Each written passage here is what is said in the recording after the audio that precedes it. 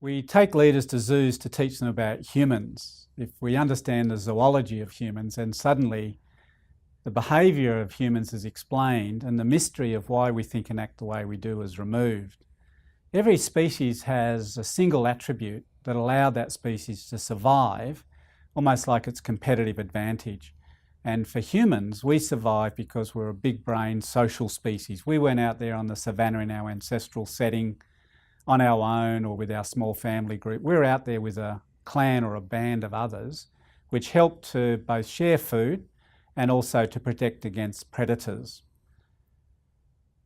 Now, we can learn a lot about us as a social species by comparing and contrasting to other social species. And the next best comparison is chimpanzees. We have a wonderful relationship with the Jane Goodall Institute.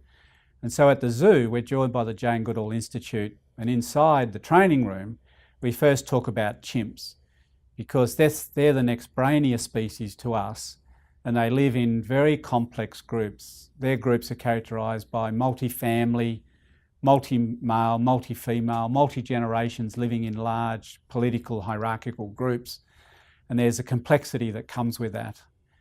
And once we make sense of the patterns, we'll then go out into the zoo and visit the primate species that might live at that zoo. For instance, we'll visit the chimps at Taronga or Edinburgh. We'll visit some of the monkey species at the National Zoo Canberra, or say at Santa Ana Zoo in Los Angeles, or the gorillas at Melbourne Zoo. And for example, we were at the gorilla exhibit at Melbourne on one occasion with a group of leaders, and Damien the keeper was explaining about gorilla behaviour, and over his left shoulder he's talking about Rigo the silverback and Rigo's team or family unit. And then there were two individual gorillas, team members if you like, who were bickering and misbehaving with each other.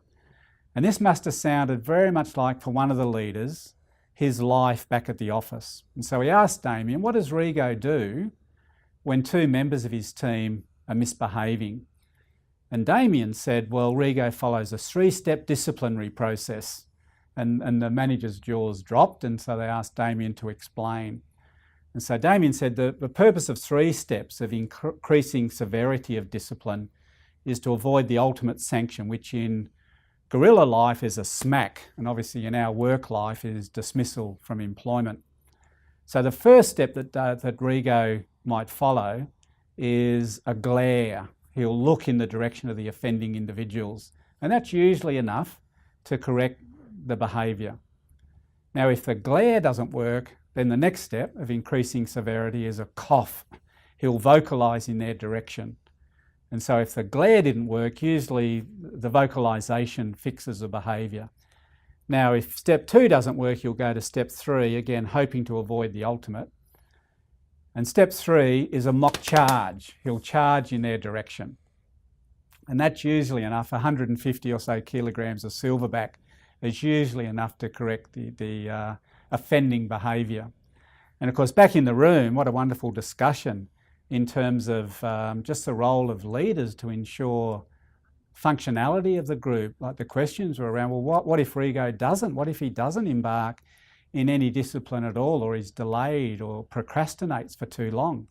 What if he's unpredictable? What if he jumps from different occasions and doesn't follow a predictable process? What if he goes too fast too early to step 3, or let alone step 4? What does that do to the functionality of a group? And so if we understand the zoology of humans, then suddenly the behaviour makes sense and leaders can make good choices.